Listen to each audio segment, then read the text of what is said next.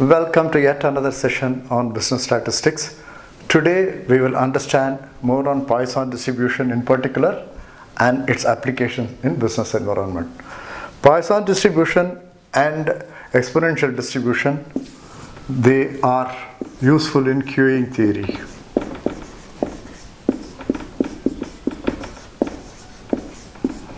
We will understand this by way of an example. We will go to the PowerPoint presentation and look into the features of this distribution and its application. Now let us understand Poisson and exponential distribution, their features and applications. We will understand the steady state value of the mean of Poisson distribution by way of this simple example. This is an example where the breakdowns were noted for 5 years, out of which 100 days it has been picked up randomly. So you can see that the number of days the breakdown is 1 is 50 and 2 is 30 and 3 is 20. So just by going by the normal way of looking at this, immediately you may conclude the breakdown of the machine will be 50%, 30% and 20% respectively. But this is not so, because the pattern of breakdowns are rare. So it follows Poisson distribution, and you will see the Poisson probabilities now.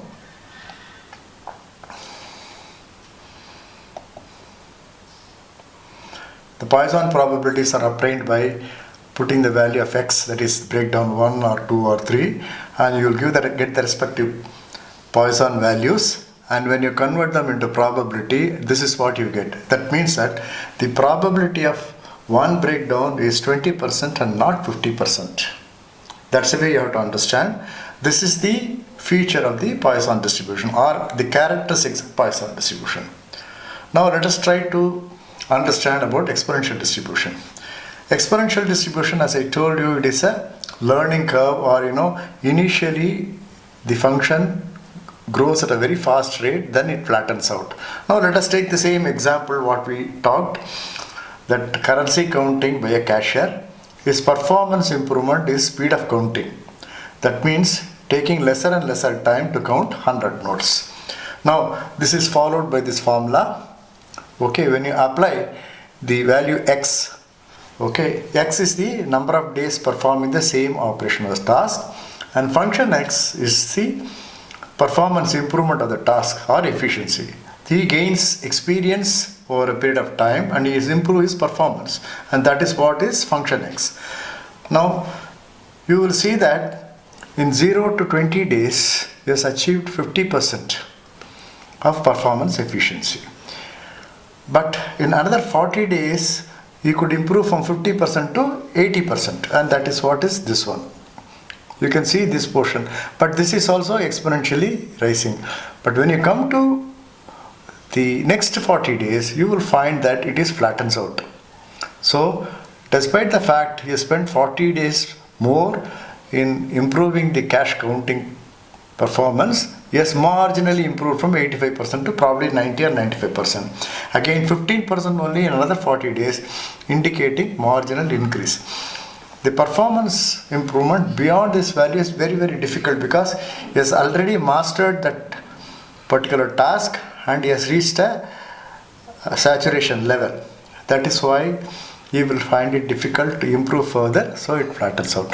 And this is the behavior of exponential Poisson distribution.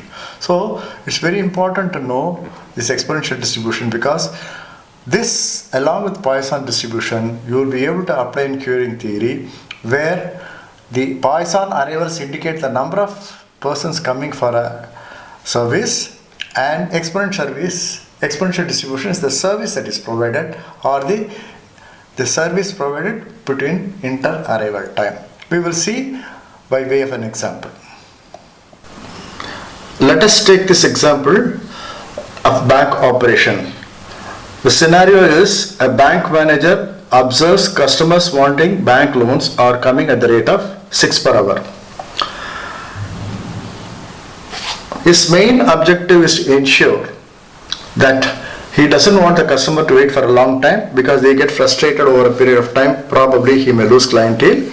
And secondly, he wants to ensure his employee is also fully engaged during the service time.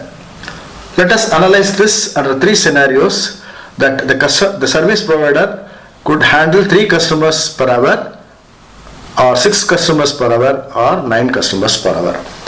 Now let us see pictorially how the whole scenario looks. Okay, first of all we need to come out with something called a clearing ratio. Clearing ratio is basically arrival rate by service rate, which is lambda by mu. The rate at which the arrival and the rate at which the service provider, and that is the ratio. You will find 3 scenarios what we have said in the previous slide and how they are going to be here. So in the first case, in 1 hour there will be 6 customers will be arriving, out of which the service provider serve them one after one. So what will happen after 1 hour? That is what we are going to see here. You will find that out of the total 6, 3 would have got served and 3 will be remaining in the queue, and the queue starts building up. So if the service provider could provide only 3 per hour, obviously 3 people have to wait. After 1 hour you will find 3 people are waiting and they need to be served.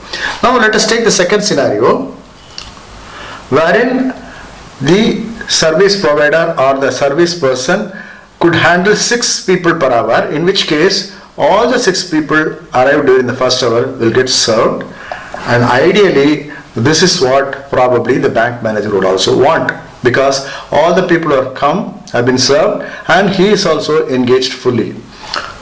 And let us take one more scenario wherein the service provider is able to handle 9 customers per hour, in which case what happens is that you will find that all the 6 will get served in an hour, or rather less than an hour, and the service provider is idling for about 33% of the time. That is 1/3 of the time you will be idling, because the clearance ratio is 0.67.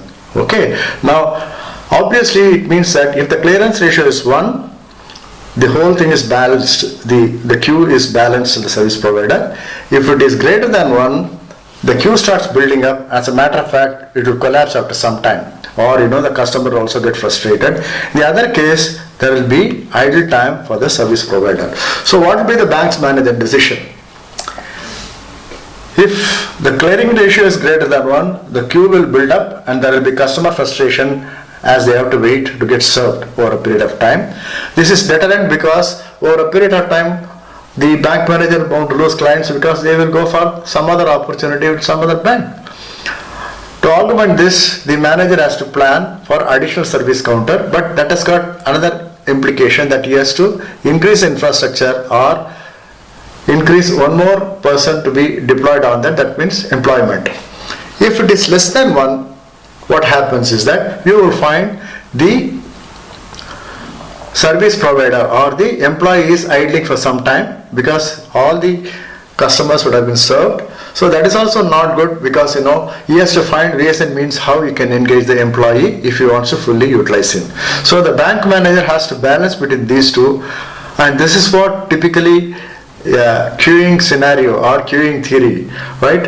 In queuing theory we will deal with a lot more models, business models on this, but to understand how you use Poisson distribution and exponential distribution, this is a classical example.